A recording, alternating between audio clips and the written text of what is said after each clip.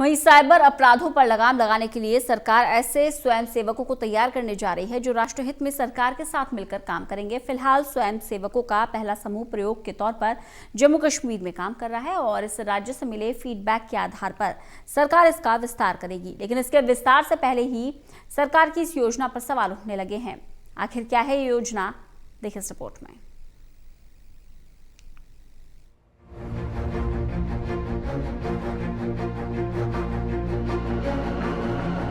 देश में बढ़ रहे साइबर क्राइम को रोकने के लिए सरकार ने नया कदम उठाया है, जिसके चलते गृह मंत्रालय ने Indian cyber crime coordination centre की स्थापना की है।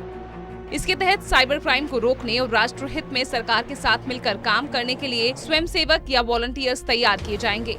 हालांकि देश में अब इन साइबर वॉलंटियर्स की जरूरत क्यों है, सरकार ने इस बारे में भी विस्तार से जानकारी सबके सामने रखी।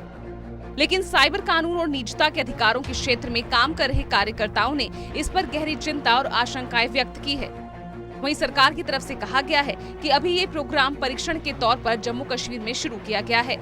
वहां मिलने वाली रिपोर्ट के बाद उसके आधार पर ही इस प्रोग्राम पर आगे काम किया जाएगा। आपको बता दें, Indian cyber crime coordination centre cyber crime के खिलाफ नोडल पॉइंट के तौर पर काम करता है। इसकी स्थापना गृह मंत्रालय के तहत की गई। इसका मकसद व्यापक स्तर पर साइबर अपराधों से निपटना है। इस सेंटर का मुख्य उद्देश्य साइबर क्राइम की रोकथाम और उसकी जांच में आम लोगों की भागीदारी को बढ़ाना है। गृह मंत्रालय के मुताबिक इसी उद्देश्य को ध्यान में रखते हुए साइबर क्राइम वॉलंटियर प्रोग्राम को तैयार किया गया है। ये प्रोग्राम देश सेवा और साइबर क्राइम के खिलाफ लड़ाई में योगदान करने के इच्छुक नागरिकों के लिए तैयार किया गया है। सरकारी दस्तावेज बताते हैं कि वॉलंटियर इंटरनेट पर मौजूद गैर कानूनी और राष्ट्र विरोधी कंटेंट की पहचान करने, उसे रिपोर्ट करने और उसे साइबर नेटवर्क से हटाने में एजेंसियों की मदद करेंगे।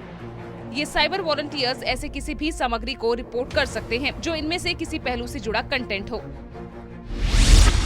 भारत की संप्रभुता और अखंडता के खिलाफ जुड़ा कंटेंट, भारत की सेना के खिलाफ, राज्य की सुरक्षा के खिलाफ,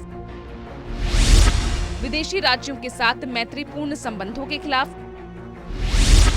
सार्वजनिक व्यवस्था को बिगाड़ने के खिलाफ, सांप्रदायिक सौहार्द के लिए खतरा होने पर, बाल यौन शोषण से जुड़ा कंटेंट होने पर। आपको बता दें, सरकार को अंदाजा रहा होगा कि इस प्रोग्राम के बाद अभिव्यक्ति की स्वतंत्रता और निजता का मुद्दा भी उठेगा।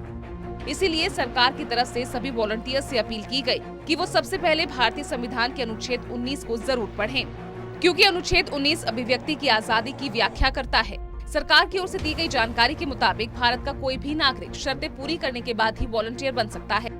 हालांकि वॉलंटियर्स के लिए अनिवार्य योग्यता पर काम करना जरूरी होगा, वरना तो हर कोई ही वॉलंटियर होगा और फिर ये सिस्टम सही दिशा में काम कर पाएगा या नहीं, ये कह पाना बड़ा मुश्किल होगा। ऐसे में इसके दुरुपयोग होने की संभावना भी ज्यादा होगी। हालांकि राष्ट्रीय साइबर क्राइम रिपोर्टिंग पोर्टल पर साइबर स्वयंसेवकों के बारे में कुछ जानकारी भी दी गई है। ये जानकारियाँ कुछ इस तरह है। ये विशुद्ध रूप से एक वॉलंटियर प्रोग्राम है और कोई भी वॉलंटियर इसका इस्तेमाल किसी व्यावसायिक लाभ के लिए नहीं कर सकता। इस प्रोग्राम के तहत किसी भी तरह का आर्थिक लाभ नहीं दिया जाएगा, ना ही उन्हें कोई पद दिया जाएगा और ना ही पहचान पत्र। इस प्रोग्राम से संबंधित लोग कोई भी सार्वजनिक बयान जारी नहीं कर सकेंगे। वॉलंटियर गृह मंत्रालय के नाम का इस्तेमाल नहीं कर सकेंगे। इस प्रोग्राम के नाम से सोशल अकाउंट बनाने, जानकारी साझा करने, बयान जारी करने की मनाही है। अगर आप इस प्रोग्राम को लेकर कुछ काम करते हैं तो उसे गोपनीय रखना होगा। वॉलंटियर के लिए अनिवार्य है कि वो रजिस्ट्रेशन के दौरान अपनी सही जानकारी दे। भारतीय कानून के दायरे में रहते हुए काम करना होगा। नियम और शर्तों के उल्लंघन की स्थिति में पंजीकरण नहीं किया जाएगा। साथ ही अगर कानून के प्रावधानों को तोड़ने का दोषी पाया जाएगा तो कार्रवाई का प्रावधान है। राष्ट्रीय साइबर क्राइम रिपोर्टिंग पोर्टल पर मौजूद जानकारी के मुताबिक इस प्रोग्राम का मकसद इंटरनेट पर मौजूद चाइल्ड पोर्नोग्राफी और गैर कानूनी सामग्री को हटाने में सरकार की मदद करना है। लेकिन इसमें ढेर सारे सवाल और चिंताएं हैं। सबसे पहला सवाल तो ये कि ज्यादातर बातें व्याख्या पर आधारित हैं। अलग अलग लोगों की व्याख्या उनकी विचारधारा, जानकारी, समझ और पूर्वाग्रह आदि से प्रभावित हो सकती है। अब कौन सी टिप्पणी या पोस्ट राष्ट्रहित में है या नहीं, कौन सी पोस्ट राज्य की सुरक्षा के खिलाफ है या नहीं, ये ऐसी बातें हैं जिनका फैसला वॉलंटियर्स पर छोड़ा जाना किस हद तक सही होगा, ये अभी भी सोचने का विषय है। और सरकार का ये कदम साइबर क्राइम को रोकने या कम करने में कितना कारगर साबित होता है, ये तो आने वाले समय में ही पता चल पाएगा। Special desk, total news.